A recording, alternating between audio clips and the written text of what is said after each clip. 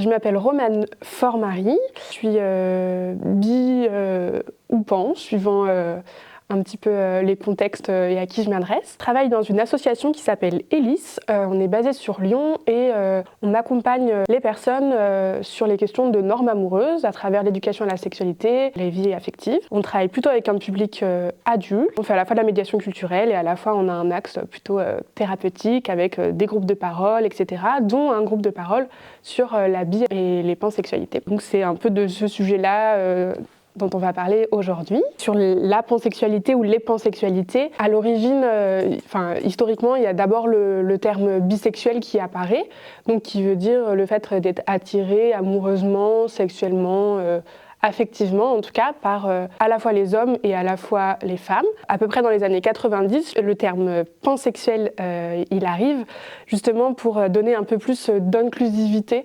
au terme bi, pour dépasser les binarités de genre. Donc on passe de attirance pour les hommes et pour les femmes à attirance pour tout type de genre. Après, en tout cas, l'attirance, elle n'a pas nécessité d'être égalitaire. Souvent, les gens se disent qu'il faut absolument que ce soit 50-50.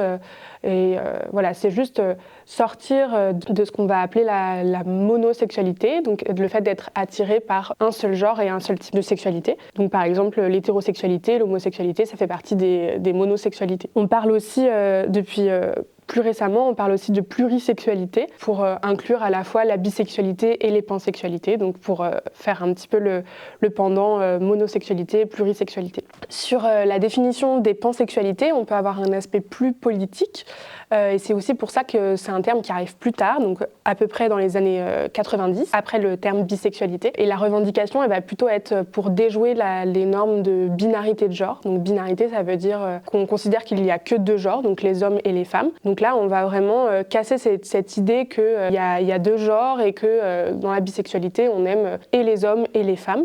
Là, dans la pansexualité, on parle vraiment des genres de façon générale, donc tous les genres qui peuvent exister, qui serait probablement impossible de tous nommer parce que voilà, c'est une question de fluidité en tout cas, où il y a plus une part de fluidité dans les genres, dans cette approche des pansexualités, ce qui fait aussi que parfois, en fonction des contextes, en fonction de à qui on s'adresse, moi par exemple, je vais dire dans un contexte peut-être avec des gens qui sont un peu plus avertis sur les questions de genre, les questions féministes, dans les milieux queer et LGBT, je vais plutôt dire que je suis pansexuelle, parce que j'aime bien cette idée justement de contrer cette binarité de genre, mais dans un contexte avec des gens qui sont moins informés sur ces questions-là, ou rapidement, quand j'ai pas forcément envie que ça devienne le sujet de conversation, je vais plutôt dire que je suis bi. Sur les questions de stéréotypes par rapport aux pansexualités, on va retrouver l'ensemble des stéréotypes qui vont être vécus par les personnes bisexuelles et les personnes plurisexuelles en l'occurrence. En fait, en sociologie, on a l'habitude de dire que là où ça frotte, là où il y a un conflit à l'échelle sociale, ça vient dire où est la norme. Et donc le stéréotype, c'est ça, cette confrontation entre la norme et la différence. Travailler sur les stéréotypes de la pansexualité et de la bisexualité, ça permet de mettre aussi en avant quelles sont les normes de genre, quelles sont les normes conjugales, d'amour et en termes de sexualité.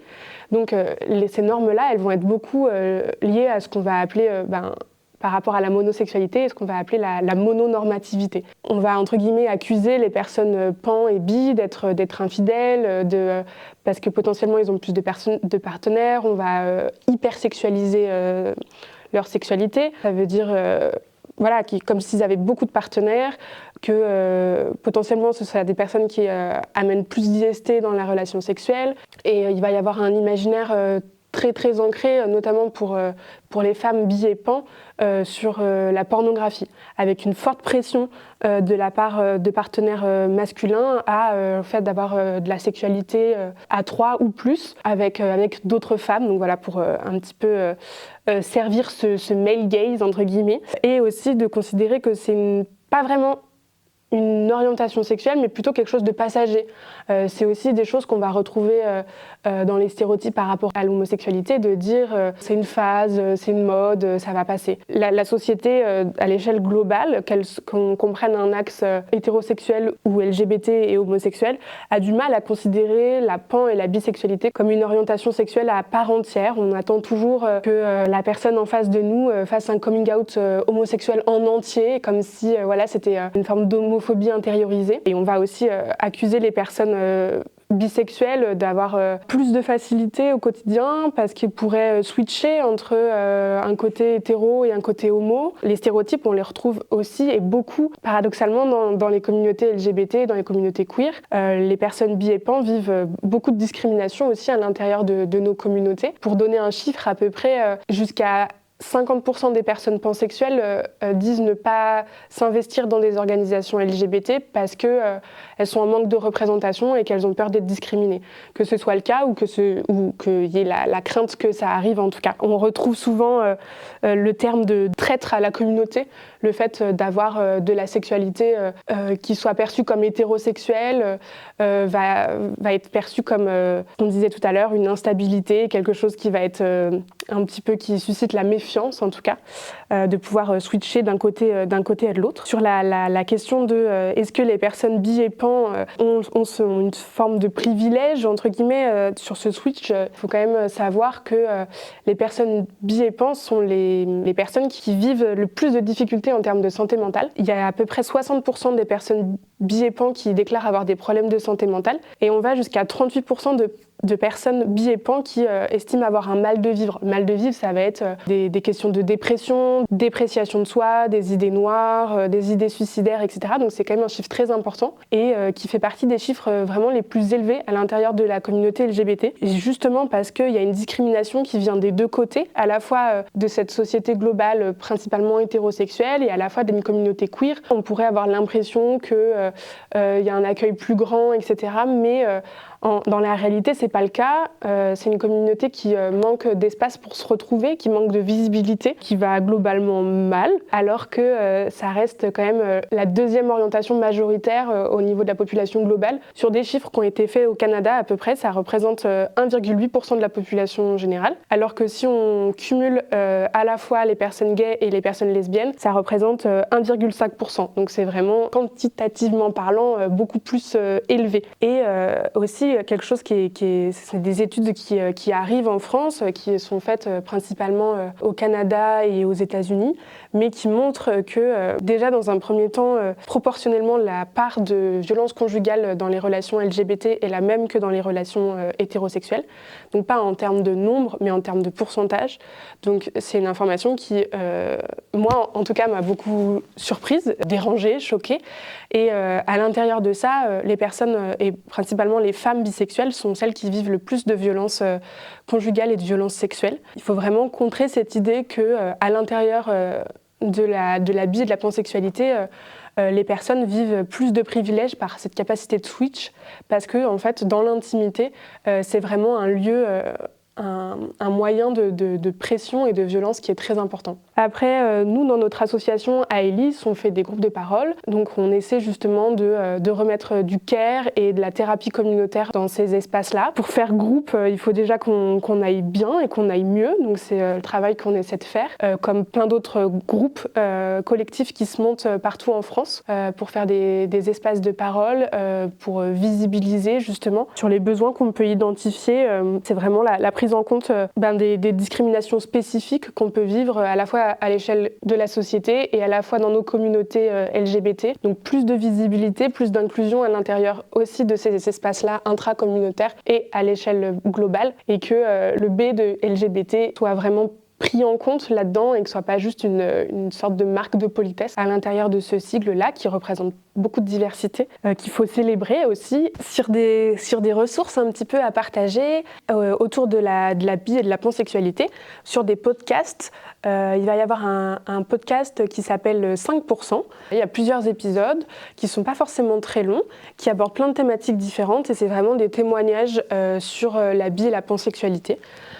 Des témoignages un peu bruts, et puis sur les fins de saison, il y a un peu des questions un peu plus thématiques, par exemple bisexualité et polyamour, bisexualité et handicap, le rapport à la famille, le rapport aux communautés LGBT. Voilà, moi ça a été le premier podcast que j'ai écouté sur ça et qui m'a vraiment fait beaucoup de bien d'entendre d'autres personnes parler de bisexualité, et vraiment j'ai eu un sentiment d'appartenance qui était c'est la première fois que j'avais ce sentiment-là, donc c'était vraiment super. Et un deuxième podcast, un épisode d'un podcast créé par Camille Test, qui était journaliste et qui aujourd'hui est plutôt prof de yoga, qui a écrit un livre qui s'appelle Politiser le bien-être, et son podcast est Pourquoi les bi vont si mal. C'est 1 heure, un épisode, et ça aborde vraiment toutes ces questions de santé mentale autour de la bisexualité. Sur les livres, moi je trouve qu'il n'y en a pas énormément, comme les podcasts d'ailleurs, mais en tout cas, quand on parle de bisexualité ou de pansexualité dans les livres, en général, ça va être un tout petit chapitre, un tout petit paragraphe, ou par exemple, si dans les documents PDF, par exemple, vous faites CTRL F pour savoir combien de fois est utilisé le mot bisexuel ou pansexuel, vous allez le retrouver beaucoup de fois, mais parce qu'on va le décliner dans LGBT. Mais en fait, c'est rarement un sujet à part entière des documents dont on va parler. En tout cas, il y a quelques livres qui parlent spécifiquement de ça et qui en parlent très bien. Un livre qui s'appelle Vivre fluide, donc de Mathilde Ramadier. Il est de 2022. Et donc ça me parle que de bisexualité, de pansexualité. Donc il y a toute une première partie qui va vraiment être un peu historique, sociologique, qui va reprendre vraiment des chiffres. Et toute une deuxième partie qui va plutôt être de l'ordre du témoignage de l'autrice. En tout cas, c'était une super lecture pour moi, et en tout cas le premier livre que je lisais vraiment exclusivement sur ça. Un petit fanzine qui s'appelle Les licornes existent et ont la rage. Brochure d'autodéfense contre la biphobie en milieu TPG, donc transpédéguine. Et ça, on peut le retrouver gratuitement sur Infokiosque sur Internet. Vous pouvez le télécharger, l'imprimer, tout ça. Et donc, ça parle vraiment de la biphobie dans les milieux LGBT. Sujet qui, moi, me tient beaucoup à cœur, en tout cas, et qui est très peu abordé. Et donc ça, c'est une manière communautaire aussi, parce que ça a été écrit par des gens qui sont concernés, d'aborder cette question-là. Et très récemment, un livre qui est un livre collectif, donc qui paraît très gros, qui s'appelle Sexualité et dissidence queer. C'est un livre qui a été écrit par plusieurs auteurs, principalement canadiens, et coordonné par Chacha Henriquez. J'ai fait une rencontre littéraire où Yale présentait leur livre, et j'ai pu intervenir sur les questions de bisexualité, donc c'était super enrichissant, et ça ne parle pas que de ça. C'est un chapitre parmi d'autres, mais qui parle vraiment de cette question de la mononormativité, et fait pas mal de pont aussi entre les stéréotypes que vivent les personnes bi et pan et les stéréotypes que vivent les personnes polyamoureuses.